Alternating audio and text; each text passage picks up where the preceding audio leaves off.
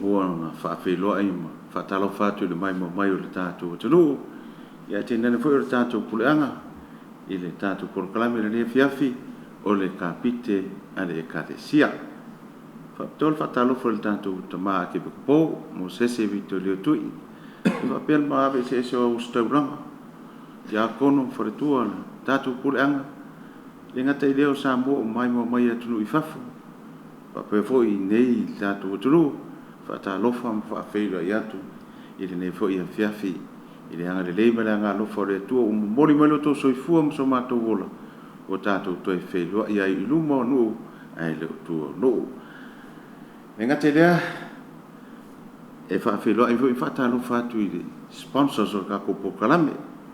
O le tangaluenga soifua maloloina. Whapea le UTOS. Ia alfa le oloa le Wells. Whaaftai le anga le lei. O mwhai o mai le tātua tunu mai la toi fia le nei por kalami i le whaasala le wina atu o na olo tau wanga le mai. Whaatasi whai mara fionga ia Patele Ioane Ono. Ia whai o le whaarulunga o le tātua por kalami. Ia wane le whai aso ma tātua whaatala noanga i tātua kapite a le ekalesia. Ia au fia uma ia siu manga. Ngā luenga mamana le atua. Ia e whaatasi le atua. Mara tangata a koa ka whakoruna. Patalofa lau whianga Patele nei tūla. Sefunuia.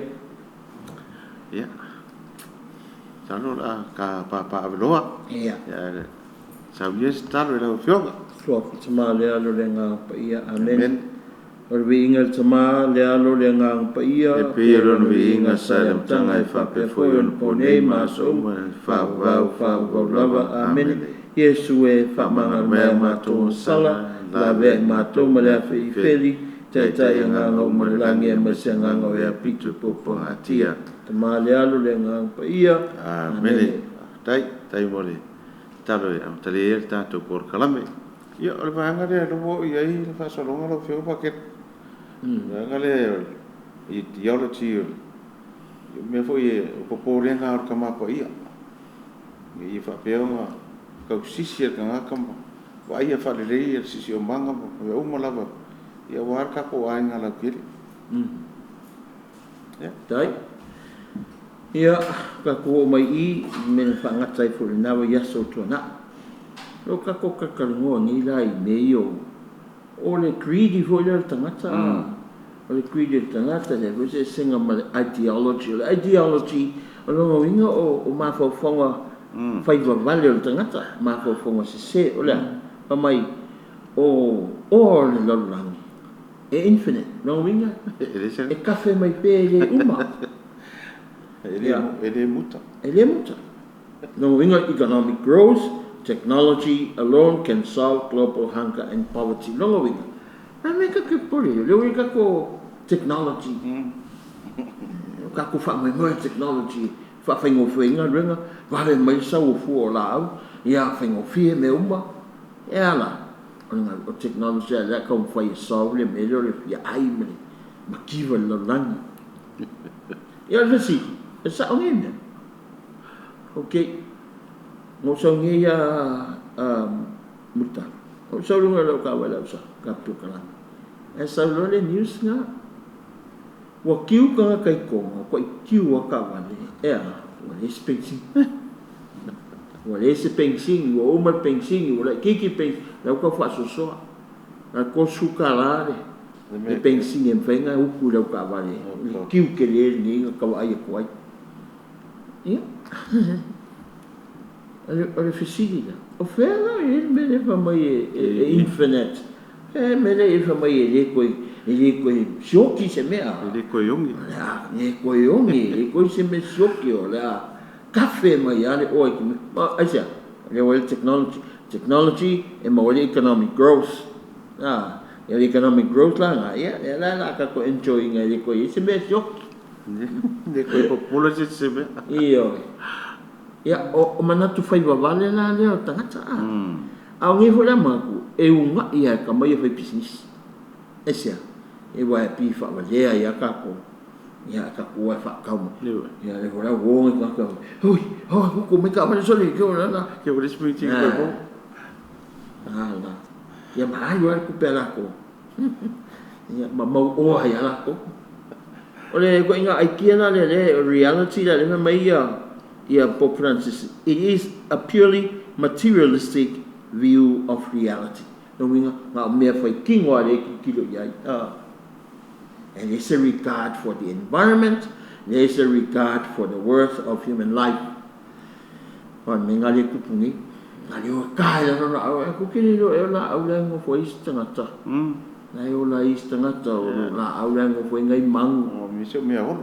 Wo mangka ko makamaka ngai yaka nga wo ka la fai e fa ko anki kiri. Aya, ia o sau ia si mangki ngofo kudu ngore waya mori. O mori, esia. O kai la au o kale le o meo. Sa fa nga mea o la ia. Na ko ainga ia. E o lai e ai fo la au, ngofo lunga la au. Pangale. O ngol ma tangata mal mga kupi. Kai la. Ya, le kele ka ke afia. So, ya na o ko nga ai kiana ia ai foi. E undermine ai le environment so algo so fast. So fa le anga le environment. Asa kupe. Ya, at the same time, ya fear the environment. Ya fear ko fo mo tangata. Asa, foi ko ngiki me. Ya tua tangata man se manga. Fearless. Ya kinga foi le ulores. Fear vai o tato e o le ulu kinga. Ya fear. Ya isi la ko nga forms la yo le o le mele o el tangata. Nela ele lisi dia. If see forms viewed as having little or no value. Yo me o le mo se value kanga. O le se nga, o le se ka ua. Ta meta o le tu. Lala me human embryos. Vem uma famkala le ko nga ko polisi kwa se so o ka ko. So il fa ta human embryos me alo fa le tu itina. Ya, e fo lo ko ona ko fa. Ama ye fa nga. Fa nga fe la so e on pa scientist pa forma. The poor, yeah, we have the poor. Kele ka here in technology whatever nga piece of technology mangeo or advanced technology ale ai tata matiu correct me o ka disability ya le akokoma mo fa ma fosia e fa nga mai si mo fa pena a fe technology la technology le for ya organized crimes so ngi technology ka pe mo fa le anga mo ya so for ka organized crime ia po mo meu o amio li foi organized li pe ala lu no kura fo e mo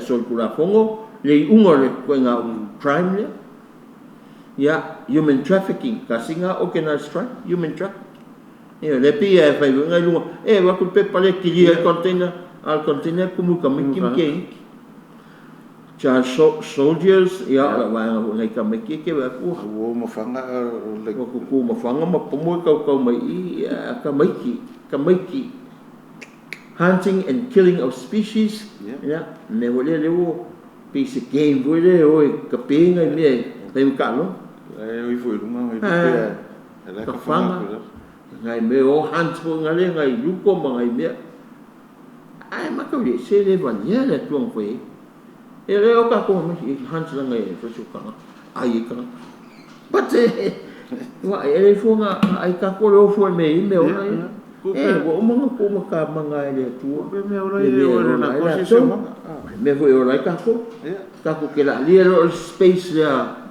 me la ngai fa ngai ka ko wo mo ko le space ya mo me ai manga ko ka ko yo ye nga le nga ko po ala ka ko mai na i me mai fa ka fanga ka lu le o fu i o me na lo mo ku ma vai ma ko i fa le tu nga ing fo ye me o ni e fa pa le ngi si so manga o me nga pe ma ka ngo fo i si so mo Mulitalo anga fa pe ngi me o biosphere po biodiversity e le ngi me o la nga le o la ia mangongi le nga me ya ro le vai ngai ko ai ya ngongi ya e wale ola vai anga fai ele ko ya bangu ia ma ngula me ko ya fa mo le vai. That's biodiversity lo winga ese mo mengi fe so ya ele si des na ru ro ya mo ele ola ya me tanga telefon ngai fa siok yam ka panga me selling of their furs and ivory ya me le fa ka ngai me ola hu ye ele fange e o fa ka kipi wa ku sa mo ya wa ese me la ko ni fo ki kele bo ni ka ivory ya nga ve la ia awis ya me sa ku wasia ya fe mai ma ka ko mo meu selo se vai o meu kaulima kaukalinga o la nga kaukalinga o ngi ngale ki o fa si kingo le fange nga o me kon fe ka ko o ko fa ko nga me ka ko ke te fa ka ka lo fa me ola na fa ye le tu o la ke me ye mo me ni inga ya ko ile so ma fa yo ye le tau ye me ya nga ngo ke le pisis wa i lo la ko fa la me le o alu kon ton na ko le tanga tsala e o man na maka kai ni ka wa ma ke fi fa ka wa nga me nga le ya ka ko le ka ko fi show e me ai o le ola ma le toto ngai me ola le o ma li u fa o ma ki ai so fa le ola ngai abuse ngai me ola so all these are linked to unjust structures and sin in the world nga wi o me e ma fuang ka ko fi me yang sala ya la fianga sa yo structures ya po social structures ko kongo sia tunu ya ma ko kongo la o organize ko ngale me o organize o ya kengi dai o sa pala ya me ya o e ma ko ngi la ko wa ko siaki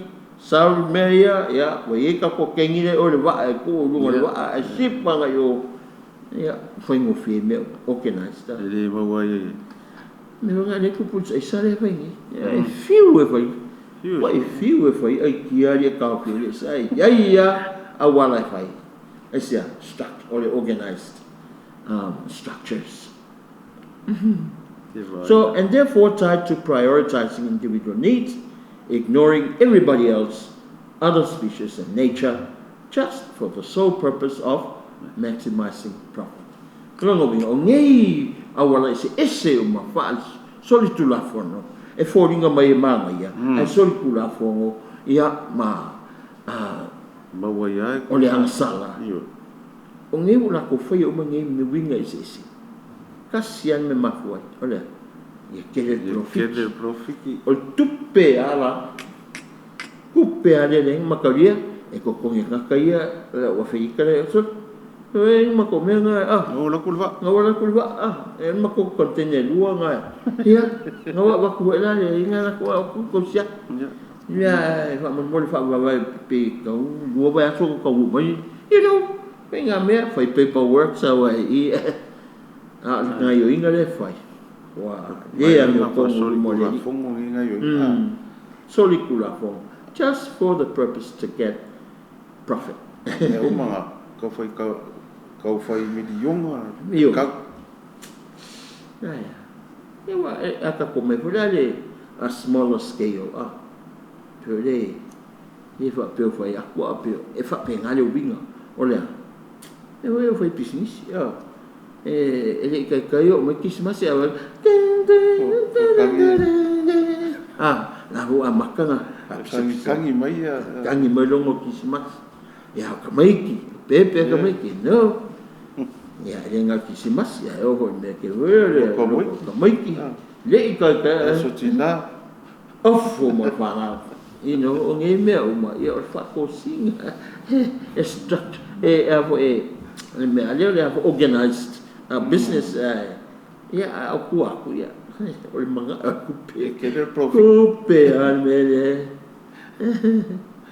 ya nga wala yo ofu kamaiki ya kaya wo ma patpala ya pa ya nga la me ku walusi of patpala olha. Ya, la o fa, la fa member at sing. Ko lo fe member. E va pura masuli ma fe o fuala ia. E fai kau fia fe. Se la wa fe. Ah, le ko ko. Mo mai fora dai. Ale fa si kam. Wa faule la pisi mo ngi mo. Usa ala fa si kam ki mai. Wala o fura fa ka na sangue. Ah, eu vou para lá, sabe? Fácil. Ala fa ma sing. Ko lo fe fictional ya. Ah, fe la. Suli ma fe va sa. Olha esse, que leão pela vai cal. Alo fa fia fe no fasis ka mo ki. Mas eu fumi yang fa ka wa ko pa lá. So ka ko singa e fa mo na tu ah. What is technology doing to us? Ya fiang o ka ko ya fiang o ka ko feelings. Ka ko sentiments. La fiang o ecology. La fiang o environment. La fiang to our normal way we behave and the way we relate. Is that? Yeah, see that. Does technology truly connect us, or does it actually separate us? Disconnect us. Olha yang kama kau ila sentene ya. La eu mai ngari ai fala nga la fa ya me ka ye de. Ya me was. Tau ya okay ya malu. So what is a connection? Disconnect. See that? Does technology truly connect us, or does it actually separate us? No. It actually separates us. Mere technology. That's a relationship. Our behavior and our relationship. Yeah, the relationship of ma fana. You lie. Payan me ai fale alai. Halu am sa ve uan me Kama kai si ko inga ka waso le. Iyo. Ya como el pulo le la. Yeah, what le ka le kama foi logo me. We don't have Wi-Fi. Talk to each other. Sa lai le manga foi se Wi-Fi wa ma ngi ho ka ho fa yo me ka so ia le se kala ngo wa le. Ale fe mai. Esse Wi-Fi o mai kala ngo. Ai mo kala ngo. You know, relate. Ka ko behavior nga ka mo fai. An me le so fa per ko le si desse fa ya la ia ke ko. That's how technology you know, disconnect us. Hindi ka mo ba conversar? Iyo ko mo ainga, if you want makua, fire. Technology that dominates human beings deprives them of their humanity. Ya, I like to put it. Human beings. And the nature of human being is to relate. Yeah. So ka. Hali ko ipo sa mo may to sila sota. Va tapui. Hey, ano for the relationship nga sa mo. Le winga nga. Le winga nga. Yeah, ekalawa. If sota. Fasanga mai, fasanga.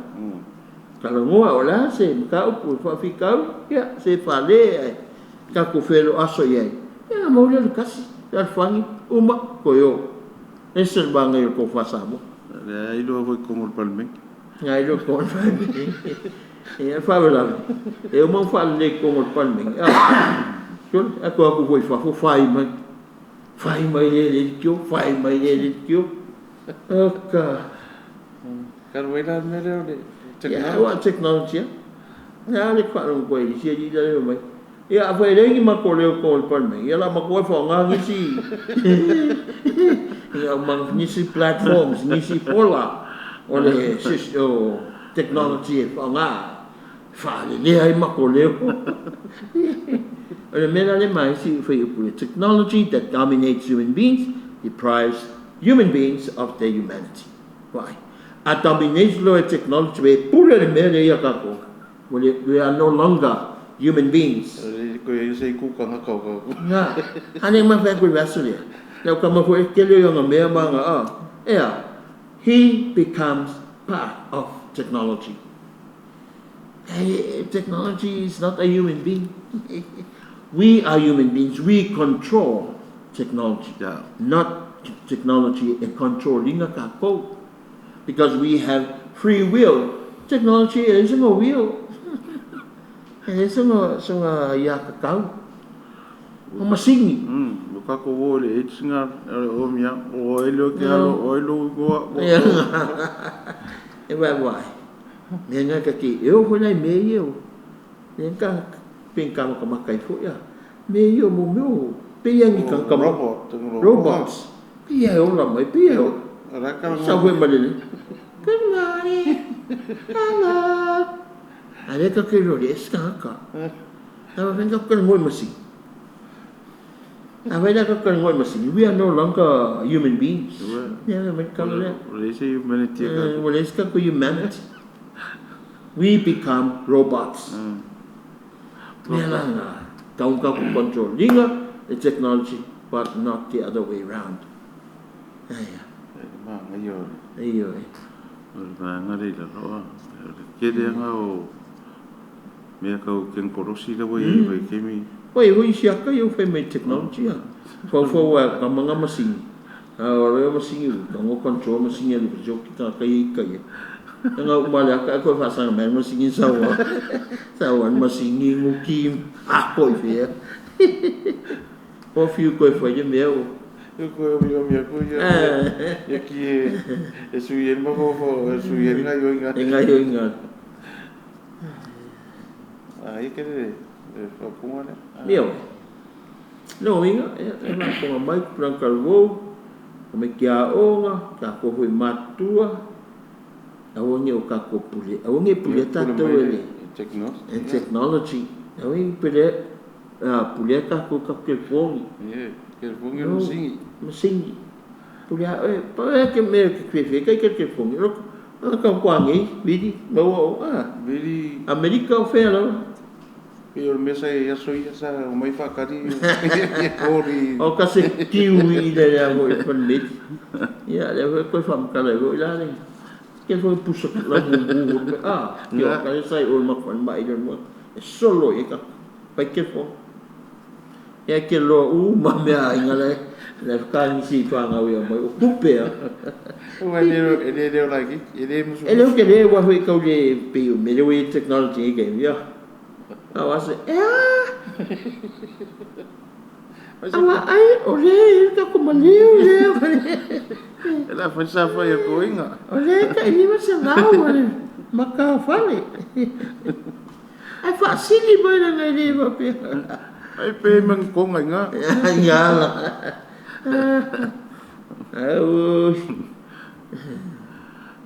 ya se ku ir va na rua le ka o mana le chapter o va na rua le chapter 3 ele ka human roots ya number 2 la le ko ya number 1 ole ideology momo ole ya fo ole ya wa le ole anthropocentrism modern anthropocentrism ole living on melia ole o senta uma meia okay ya si wa ka dia ri ya sen na ya nga nga so we o senta uma meia ka ika ya la se senga me ka kan mo le greedy is a greedy ngawa kasi la le misunderstood notion le mafuai o nga kupu fa pika dia olea o fa pe ka kai o ya si e ka ko fo lai pua kuspaia le sa ko wa le le ka ko le maku tamba ma ya o mga wa mai le fo le ngang ko fa fa ngamba ko ngamba le ko le mele le fa mai le ngaka ngaka mai sempre pelo le ko pelo le ko Luku ai se luku la mai le pasa. Pule mama wo sila awa pawale la o mai tu o kang ye. Mai pa pero le tua. Ngai lo le le tu ke lo ai lo la au ya. Lo pelo o lo se. Kusa le o lo male ko. Ia. Ana esa. Kau lo la kau ska singa. Ia le langa longa win o mele o senta. O whaalonga ko a kama ila e kawo hula o le fia maulunga pe o ia sifi o mea uma controlling ia mea uma ia lela placing human beings first and above everything else. That is modern anthropocentrism. O senta uma meu e whapea o e nga o e ke pule e ma e pule mea uma lala Wale so aya ku de so kaka. Na? O ya. Wale ki kilo e makale ka fko. Awa de tua, awa de so ta lo fa I si chama. Si chama. A mele ko nga mele. Mole e o o so pilo. Wa. Ko nga mentality mentality fa malo. Ko nga kaka foi de. E de ma fefe fonga. Ko sa wo se si. Apa lai mai sanga ia pa pe si dinga ia. Ia le mo porque é que se filo. Quand le create si me o ka foi pui. E o kama ye no. A o so mo foi ye o so yo. O kani o me. E ma si lenga ngai ku. Io e ko nga me na asa na wa senta. Ale mo ngi pulenga fa malo. Sia fa kai ngale le yo le pes kambale kai I Korea maku. Na Korea. Como Kim Jong Un. Kamala nga e ya langa o ia le kui a create ia le si sakole o on kamasa. E ma le si sakolo. E wali ia. E baba ia le si ala o le si sakole ko mai. E baba ia la ia. Vai lo Ia va ko nga me va. E le si sakole ko mai baba ia se wali. Io. So o me pui a wange ia fia le si. So le. Ia ko nga pulenga nga le nga ku pa Afrika le. Ia nga o mai lo au sifi. Io. Ya o mangko ko na le maliunga le kamana le ni. Ia. Kaka kamanga pupu. Long kamana le reu ku malonga ka ya along kamai ngo mai. Sorry. Te o kia kua di ka ko le kami lengo ka fa saule posesio. E fo be mo fe ka nisi. Eu queria ela foi ainda vanga lá para ir, mas não foi se ser hoje. Ele foi o que eu e foi. Cangi. Mas eu quero era o Ai, o foi bem, o meu pulinho foi como isso. E vai mais olhe aqui. Deixa eu ver lá. Não, ali eu cá. Vai nga pulinho mo ka ukia ngi o senta uma meia, le power, everything. Ya. Ne kupu mai ko nga ka ingi. So placing human beings first above everything else. Ya, fa mo tangat le ko wa ya sisiamia. Our self-centered position within creation. Yo ai sisio manga malolang o sifia ka. No senta mo ya wa ya le la sa sifia sane. Sifi mo ya nga yesu tupu.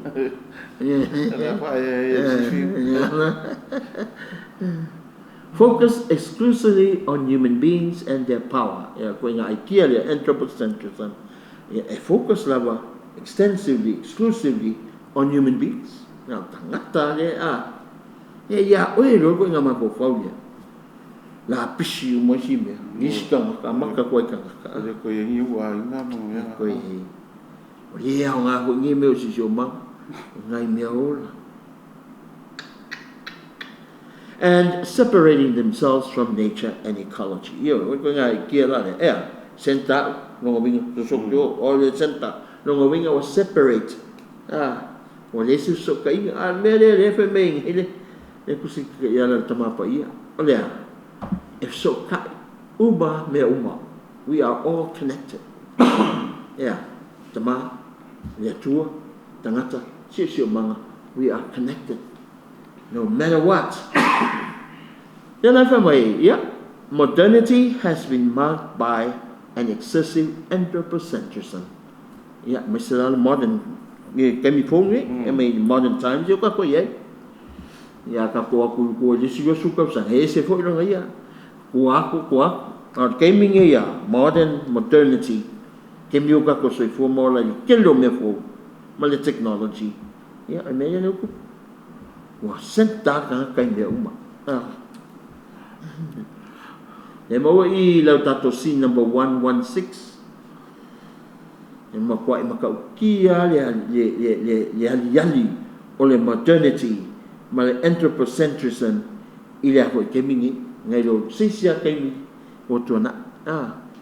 Ya yo mo mea o technology ya. No kwa. Mea ngi o politics. Ako wai ese hoi poti. Kele o kaya. Ne fi la ko ka. O le se fero fan. Oi. Fe kawa. Especially ko wala to no ya. Kawa ko ngo fa Kenya le ba ko rebels yo nga kiri ka e mal fika. Ka yo lis ka ko fika. Yo ese wa le weapon ngai fa ngai ka ko inga ka we le ngo. Ya nga ke fika e ka ma fa we fo ngo le to no. Mai ko o fa mai ka ma fika yes o le sia ya tau se pulenga fa fika io venga le pela le ko le ya o le papu puyanga le puya ka ile o le fika ya la kulo iku ya kungu Afrika ya ka kungu ese de malo sio mele ole e mi sa le ko le civil war sa ona nga foi ke lo ko ni Afrika ko rapto ko ai nga Mandela South Africa nga mas ko nga Mandela lenga pui lo sumo ko sa no ngo e ko sa pui nga sa wa pa me ka Mandela ko me la ko palmiere ko me pleskenge ko me ya sa me pui so ko maro palmiere ka kia ya ma ngai le peaceful ma le development o Africa South Africa ya nga umalo ko terms ko ya ko fan me ka ko malo ko kinga me ya we lo ko inga Mandela o matua mai lo ya la ko le ulai ya nga kula me ka nga aku rai me ko ka so ye ve me pe ko malius ko inga so esa wo ka nga maliu Mandela makalo nga me nga so e voi ya o seta e voi ya wo so luo wo fi sifi wo nga fa ko munga ma me wo structure o ma me uma pa pui ya wo ngi pa e mai ya na fa pe ya la ya o fo Sudan o e o lua me o kaua rebels ma fika malo ma sia ai ma me ala le wa fo le rape po finge ka mai ma fa me oka wo le si me o ko ku ma o le Sudan e ke wa ko me ke fia ai yeah, you're going winging anthropocentrism, very greedy kind of leader. Greedy. So this results in what? A use and a throwaway logic that justifies every type of waste, environmental or human. Never. We're going to mila le kupumay. Kupumay la I. Ole ko inga fo I ka inga na dia. Ele ole fia kama maf. Ele se kula fo o ia kula fo. E maua mai ko inga aikia na le. Ole use and throw away logic. No inga fa ngata. Mo fa ngawe cha ia lapis. Ala aikia nga me ko inga aikia. La le aikia me le. that justifies every type of waste. Longo winga, o ye me hunga o le waste o lapisi. Mo me o lapisi. O le ngakala lapisi for the environment. Lapisi o me o a fango a mo pepa o a me o la papa lapisi. Ai for the lapisi o tangata. O le lapisi o tangata. O le fa winga le porco inge kongu I mele o le abortion. O le abortion. Pe ia lapisi. Le au mai fa. Sa wala abortion sa wala kongu. Lapis. Al kongu lapis. E mo meu plastic bags ngale masih sai ave kong ave lapis. Pe ave su pula. Oh, kau tia. So when you ngakala ko ngala lapisi ya fa environmental lapis. A human lapis. Yo pacho kingo ngaka. Le singa meu le fa ngango o organs. The buying and selling of organs. Pisa mali si kiola me ngai ka. Ngai ka kai ngai ka mo container wonga. Ba nga ringa. Nga ko nga la ave fai ngai ka ko nga ave se ave fa kau organs.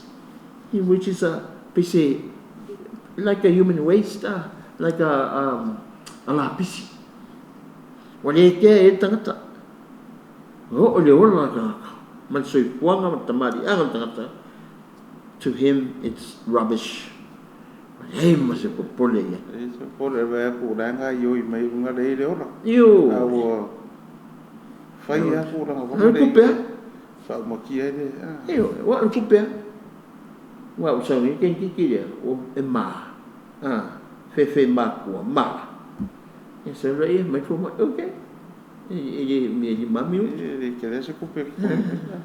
È facile la mia scuola, gli movimenti. Allora mi ha ngale nga fai fu ya fu ma ingi me ki nga la ko lo se ya la ko fa el coupe ya ka ko fo ya coupe io so or ko nga idea there is treat others and nature as simple objects. For example, sex exploitation. Longo bingo uka ko fa nga tangata. Fa nga fo le nature.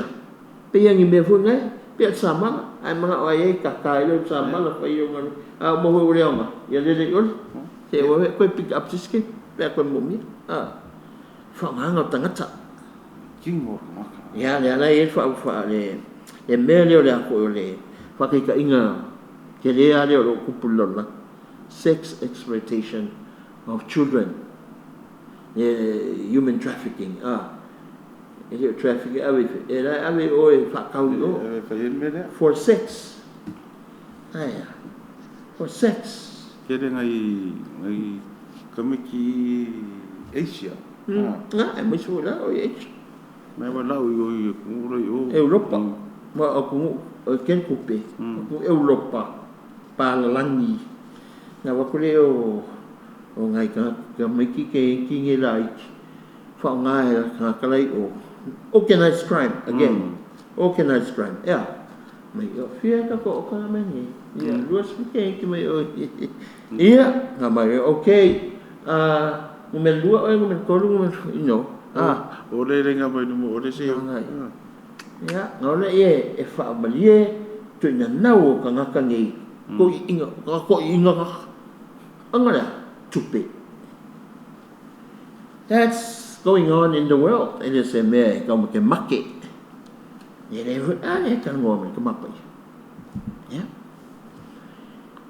This kind of idea leads to a myriad of forms of domination and throwaway culture. The other forms of domination here, for throwaway culture, abortion, contraception.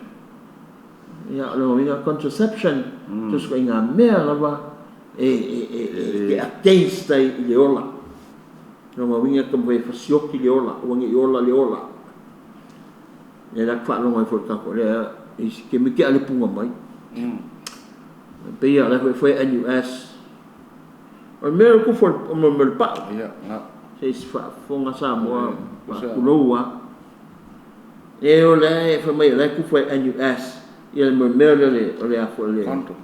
ona le Condom. condoms e fa lai kufa ia apa ini fiu so inga kamiki ia onga ia fa pa me fa nga it's okay ya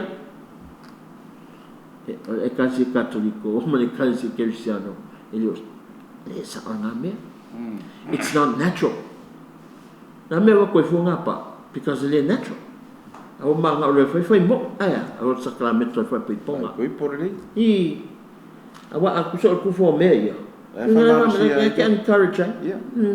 o fai ya o por ngai pa Yeah. na ko inga me fa pe inga ori Nga ko lore yung sex exploitation. o men nga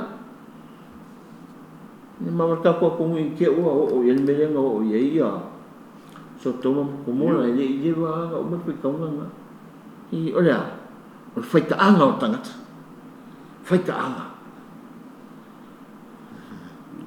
exploit ka mai ke ngeki o langa feita anga ele o ni pa pe o le kusika mapa ia mero si o manga mar kilo fa no ya Kasi le fa. o fa me ia o fa le nganga ia wa fia le o langa o mar fa no uti karu ka ko ala winga ngi me ya o pai o le fi le me le como la ku fa ka a fa lo ko infongo fa me infongo pasifika ngi ku fa se le o ka wa se me langa ka o contraception e ma fu fa pa una o ngi conceive be pregnant se kengi Ngi fa nga mo se ki. eh Sa nga porro ka nga ya. e ka fi ro na contraception e l'abortion no Abortion. l'abortion ia lang fai mo ia wo ko e ma lo e kililo a o tanga o tanga ko fo Me a lo fa le ko. Yoi. Ko le ala vale ko nga awala nga ora mai ai Nga wo ye le ora le ko.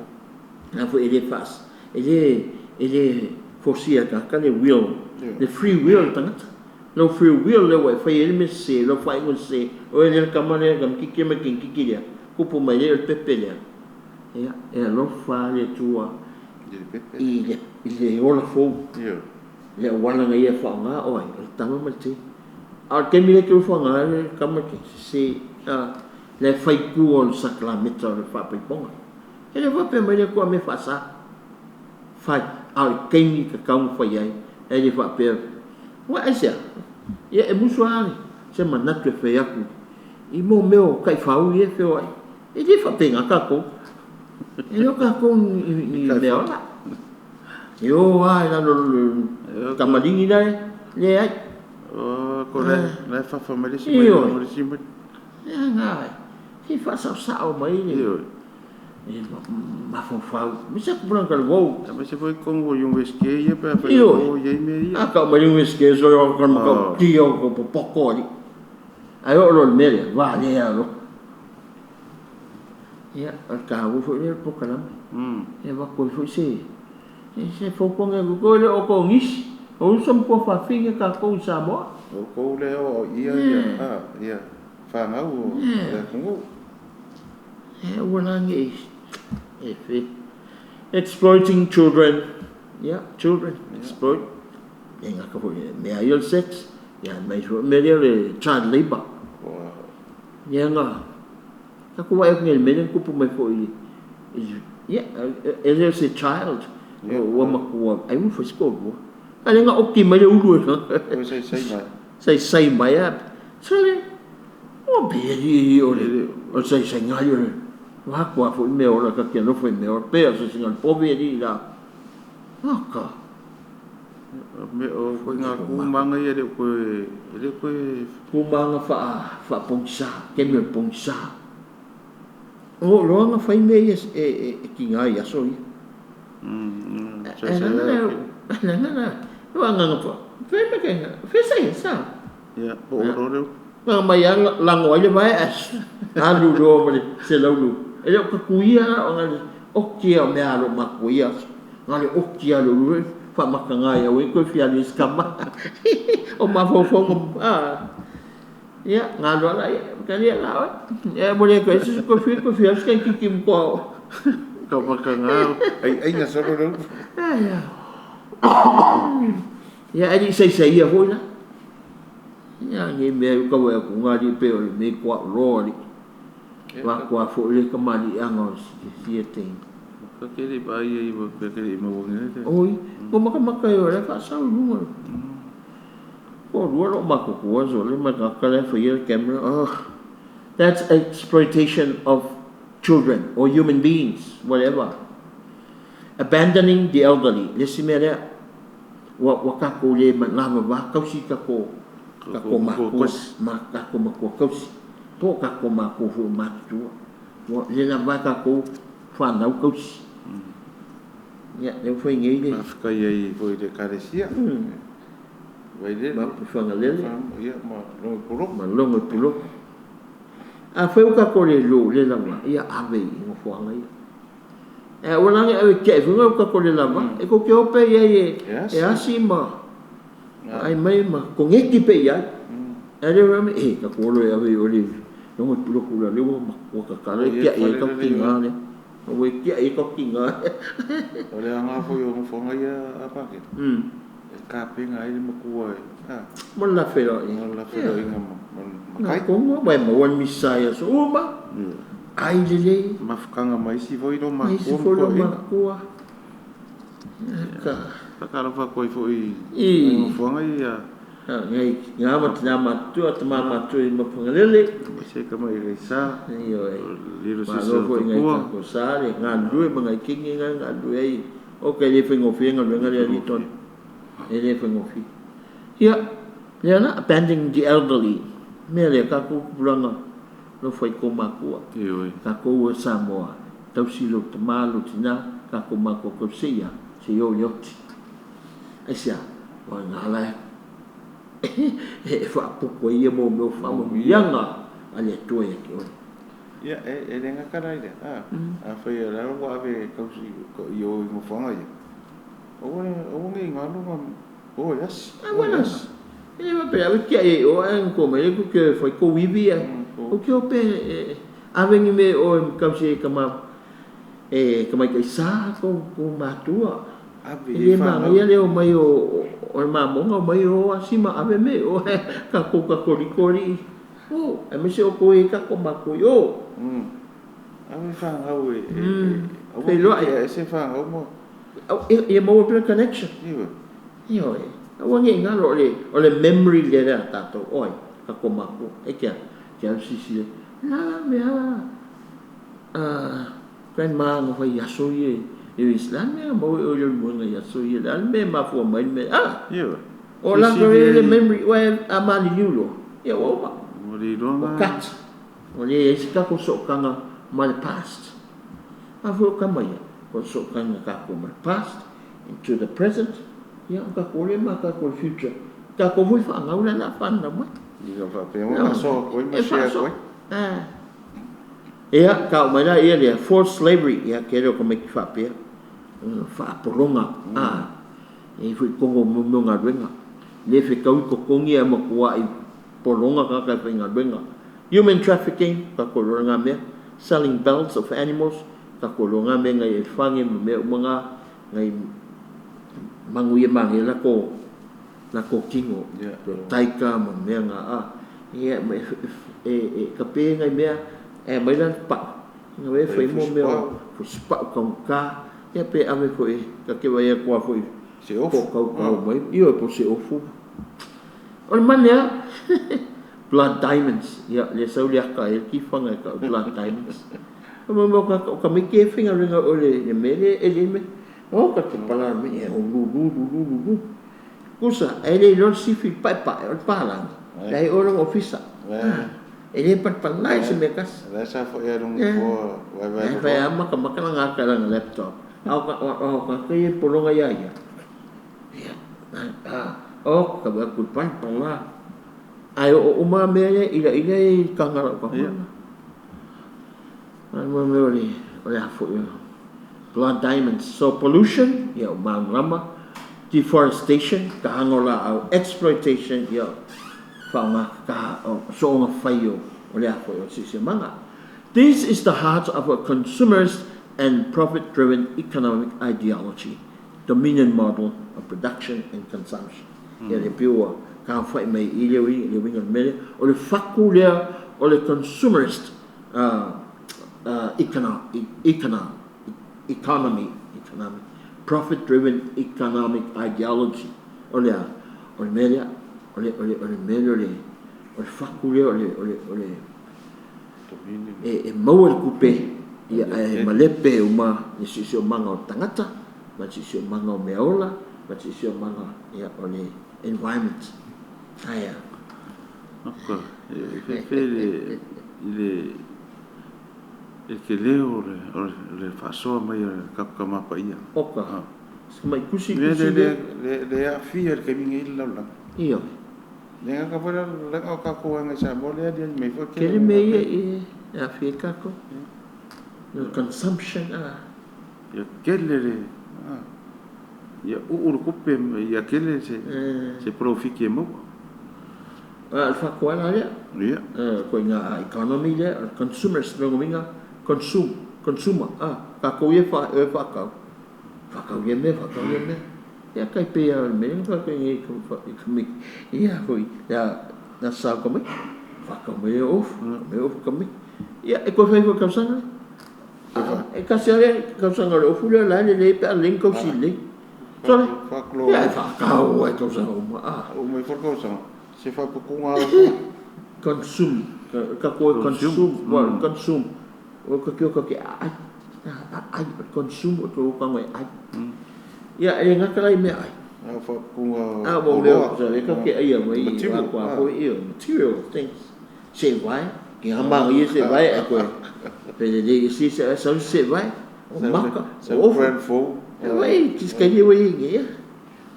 Nga o ai, sui ia. Ya, parupa kini, vai le ukako o mai, o waro loko ade aru le ukako o ia. Iyo e. Pa whikai pe a whai o whao ngā mai ia, ngei whao moe kau kuri kakao, kuri aku i ngei por kalame o kapite re Ekalesia. E le tusi lea kako kama pa i o lau tato si, bye bye. Kele i o mea le ukako ma a mai ai. Ma ia kako alo esi ai. Kako ia mau ale ka whakoru lea. Iyo e. Le tua ka ngaka ma sisi o mang. So, ta. Iyo e, ma ia le leire kako wainga. Kako kausi mea. Ai, ono ka kaimira o Afioga Patele. O li whawhikai. Saro la koe mau sisi whapopongo le vai aso asau. Ia ai whawhitai ai fo ia. Ia ngai kangaruenga le malo o whapeong lang ina le por kalami. Ia o le tangaruenga soifo malo ina whapea fo i ma le UTOS. Ia ma le whare o loa le Wales. O whai ai o na whaasoa aku ia mafo whaunga ia po mea mongi a leku. E ala mai le tusi le tātou tamapa i o la tātou si. Ia me se foi o tau whaamano maina i le tātou lavanga ngana. E o na iei le Afioga ia Patele Ioane Ono. Mori ai whaftai la Afioga Patele. Ia ai. Sa pena ia sta talo e whamai ai le tāpou karamere le foi e fiafi. Whamole mole. Soa whatama le alo le ngā pa ia amene. Le atualo mātou tama. Whaftai la Afio. Tama ngā lofa. Mātou moli nei whaasoa le lei. Ia e... Moli ai foi le upo le moni o lo alofa ia I mātou la whanau. Te le whailonga I tangata. E te alofa ia I mātou umalawa. O e tali la Afio mato aanga la Afio. A mesa foi e... Ia o lo whai peo la tu lava loto. E te alofa whamaoni ia I lātou. Mato e tau. Poe mai lo lātou sui fua whātutua I mō le ala. Ia mātou te talo. Whamaniere mātou o tunuu. Pulanga talavou whanawiti. Te talo re ala atu ia Yesu lo mātou rii. Amen. So a whatamā le alu le ngā pa ia. Amen.